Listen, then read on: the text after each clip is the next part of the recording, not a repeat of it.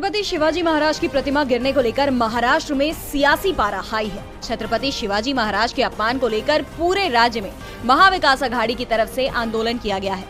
इसे जूते मारो आंदोलन का नाम दिया गया। आंदोलन को लेकर शहर में भारी पुलिस बल तैनात किया गया।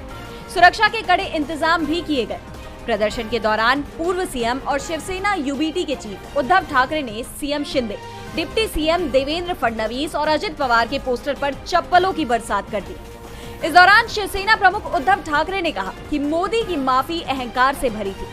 वहीं एनसीपी प्रमुख शरद पवार ने भी सवाल उठाते हुए कहा कि मूर्ति गिरना भ्रष्टाचार का उदाहरण है। उद्धव ठाकरे ने कहा कि महाराष्ट्र में जो कुछ भी चल रहा है, इसे मैं राजनीति नहीं मानता हूँ। महायुति सरकार ने छत्रपति शिवाजी महाराज का अपमान किया है। इस गलती की माफी नहीं है। अपना दुख व्यक्त करने के लिए हमने गेटवे ऑफ इंडिया चुना है। यहाँ से भाजपा का गेट आउट ऑफ इंडिया करना है। मोदी ने माफी क्यों मांगी? पुतला गिरा इसके लिए या प्रतिमा में भ्रष्टाचार हुआ इसके लिए माफी मांगी है? केंद्र सरकार की नीति महाराष्ट्र का अपमान करने की है। ये राजनीतिक नहीं है। ये आंदोलन महाराष्ट्र के सम्मान के लिए है, जिसका अपमान हुआ। बिहार में नीतीश कुमार की पार्टी और एनडीए की सहयोगी दल जेडीयू बिखरती हुई नजर आ रही है।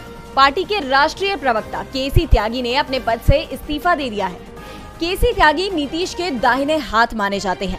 उन्हें दिल्ली की राजनीति में जेडीयू की आवाज भी कहा जाता था। ऐसे में उनका ये इस्तीफा न सिर्फ नीतीश कुमार बल्कि पूरी पार्टी के लिए बड़ा झटका साबित हो सकता है।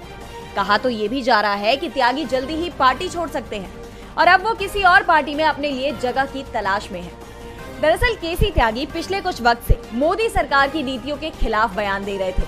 कई बार तो उन्होंने विपक्ष के मुद्दों का समर्थन भी किया है, चाहे वो इजरायल का मुद्दा हो, चाहे SC/ST आरक्षण या लेटरल एंट्री का मुद्दा।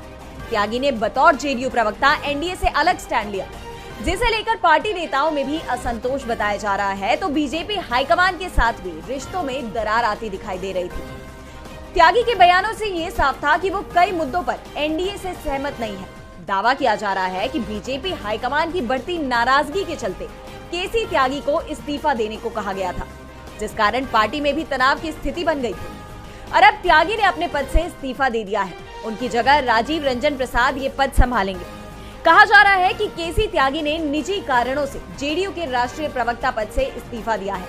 हालांकि वो निजी कारण क्या है, ये किसी ने नहीं बताया, लेकिन त्यागी के तेवर अब बगावती नजर आ रहे हैं। इस इस्तीफे ने जेडीयू से लेकर एनडीए तक को सवालों के घेरे में ला दिया है।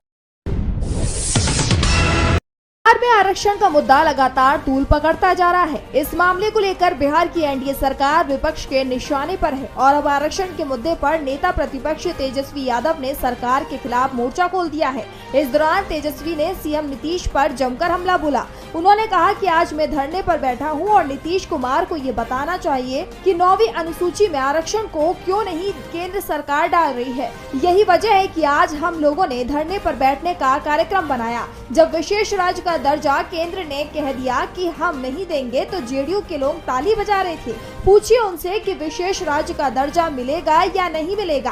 तेजस्वी यादव ने आगे कहा कि इसी 17 महीने में हमने जातीय गणना कराई, इसी 17 महीने में हमने आरक्षण का दायरा बढ़ाया, इसी 17 महीने में हमने 5 लाख लोगों को नौकरी का वादा किया था, 3 लाख को दिया, हमने आईटी पॉलिसी बनाई, हमने खेल नीति बनाई। आगे उन्होंने कहा कि जेडीयू के लोगों को चैलेंज करता हूं कि पूछिए उनसे विशेष राज्य के दर्जे पर क्यों नहीं उनकी जुबान खुल रही है। आरक्षण बढ़ाने का मामला आप ही लोग करवाइए। केंद्र में आप पूरी तरह से पावर में हैं और विशेष राज्य का दर्जा बिहार को दिलवाइए। आप पावर में दिलवाइए। आरक्षण के मुद्दे पर राज्य सरकार बुरी तरह से घिरती हुई दिख रही है। इसके साथ ही एनडीए सरकार पर कई सवाल भी अब खड़े हो रहे हैं।